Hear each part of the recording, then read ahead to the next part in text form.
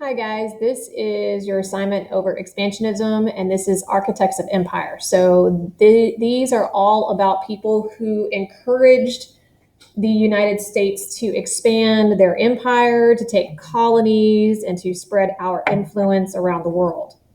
There are a couple people in here who are not on your notes page, so you will not have to write those down, and I will probably just kind of skip over them very quickly, okay? Make sure you're pausing if you need to. All right, so we have Admiral Alfred Thayer Mahan.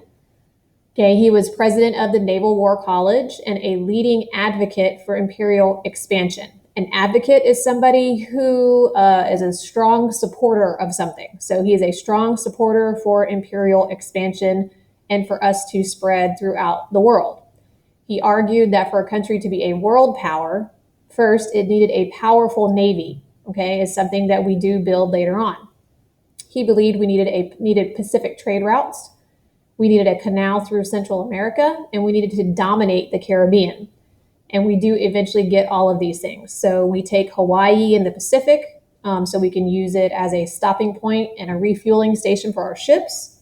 We do build a canal through Panama, which is in Central America, so we no longer have to travel all the way around South America.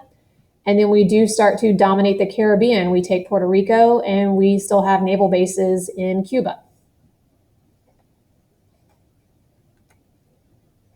All right, this is a painting of Alfred Thayer Mahan.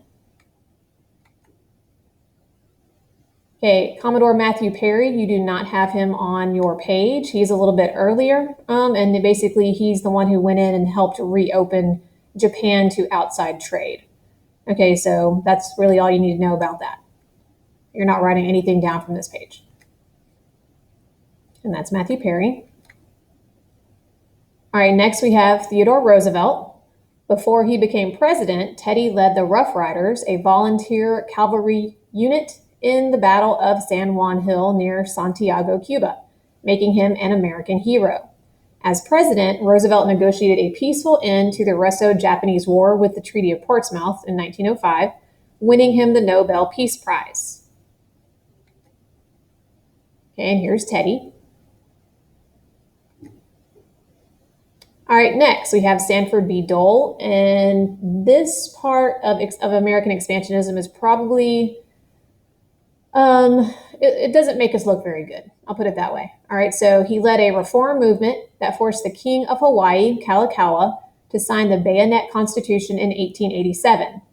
And what this constitution did, it stripped the king of his power, limited the voting rights of the nobles and the native Hawaiians, and gave more power to the European and American subjects of the kingdom. Okay, Hawaii used to be the Kingdom of Hawaii, run by a king and a queen. All right, so the king dies in 1893, leaving his sister, Liliuokalani, as queen. She was also overthrown by Americans. Okay, so a group of businessmen calling themselves the Committee of Safety.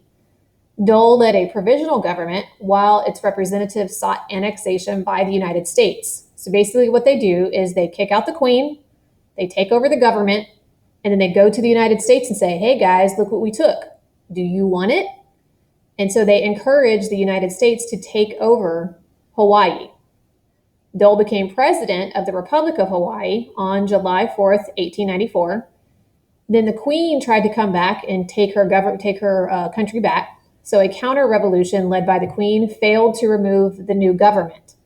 Then the annexationists, these were the American businessmen within the republic, continued their push. And after the election of U.S. President William McKinley, Hawaii was annexed as a territory in 1898. So this year, 1898, is very busy when it comes to U.S. expansionism overseas. All right, this is Sanford Dole. And if you've heard the name before, this is like Dole Pineapple. So you'll see his fruit cups in the grocery store. All right, John Hay, this is the last one that you are writing down. Okay, he is U.S. Secretary of State. He wanted to protect American businessmen and investors in China. He worried that European powers would shut out American trade from China, which he saw as a vital market for the U.S. He wanted to be able to sell our overproduced goods there. In 1899, Hay announced the open door policy, giving equal trading rights to all foreign nations in China. He sent notes to all the other major powers and declared his policy to be in effect. We didn't really wait on them to agree. At this point, the US is kind of full of themselves. We just finished beating Spain in the Spanish American War and taking all of their overseas possessions. And we kind of felt like that it was okay for us to do the same to the European powers in China and to gain trade rights there.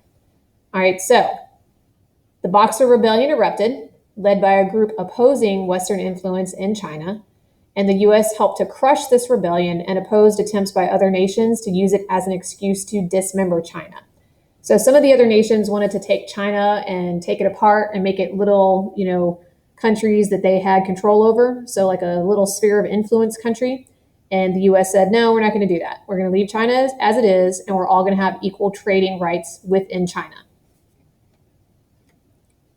Okay, this is John Hay. Okay, Henry Cabot Lodge, you don't need to learn about him anymore, but he's still in here, so I'm going to skip over that one. And I'm going to pause. Okay, sorry guys, we had announcements come on, so I had to pause. So this is Henry Cabot Lodge. You're not writing anything down about him. Okay, and then we also had missionaries, which you are not writing down about. So basically, these are guys who go out to spread Christianity.